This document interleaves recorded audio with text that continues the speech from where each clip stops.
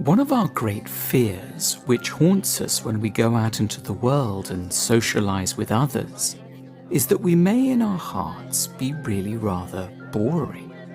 But the good news, and a fundamental truth too, is that no one is ever truly boring.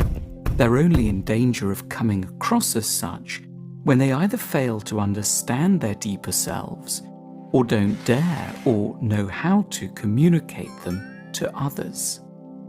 That there is simply no such thing as an inherently boring person or thing is one of the great lessons of art.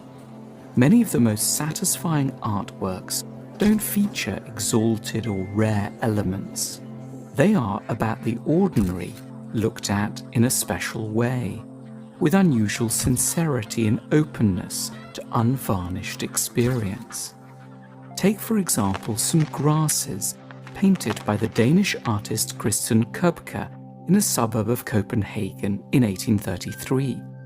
Outwardly, the scene is utterly unremarkable and could initially appear to be deeply unpromising material for a painting.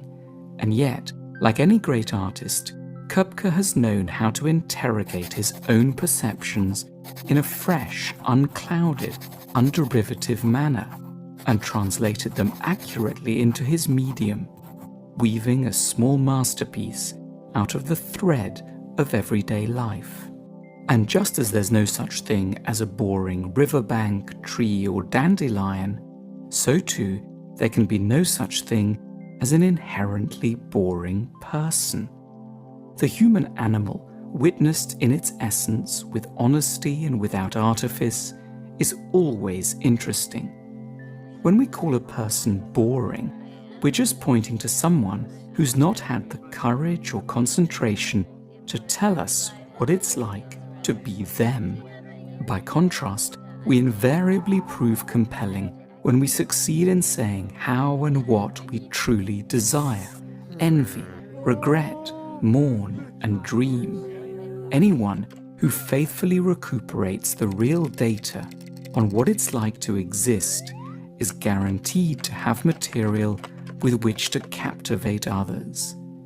The interesting person isn't someone to whom obviously and outwardly interesting things have happened, someone who's traveled the world, met important dignitaries, or been present at large geopolitical events.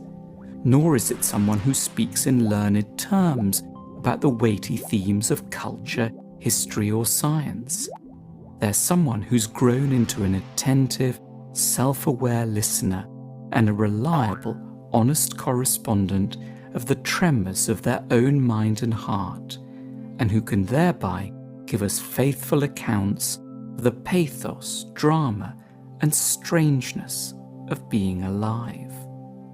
What then are some of the elements that get in the way of us being as interesting as we in fact are? Firstly, and most crucially, we bore when we lose faith that it really could be our feelings that would stand the best chance of interesting others. Out of modesty and habit, we push some of our most interesting perceptions to one side in order to follow respectable but dead conventions of what might impress. When we tell anecdotes, we throw the emphasis on the outward details: who was there, when we went, what the temperature was like, rather than maintaining our nerve to report on the layer of feelings beneath the facts, the moment of guilt, the sudden sexual attraction, the humiliating sulk, the career crisis, the strange euphoria at 3 a.m. Our neglect of our native feelings isn't just an oversight. It can be a deliberate strategy to keep our minds away from realizations that threaten our ideas of dignity and normality. We babble inconsequentially to the world because we lack the nerve to look more closely and unflinchingly within. It feels significant that most 5-year-olds are far less boring than most 45-year-olds. What makes these children gripping is not so much that they have more interesting feelings than anyone else, far from it, but that they are especially uncensored correspondents of these feelings. Their inexperience of the world means they are still instinctively loyal to themselves, and so they will candidly tell us what they really think about Granny and their little brother, what their plans for reforming the planet are, and what they believe everyone should do with their bogies.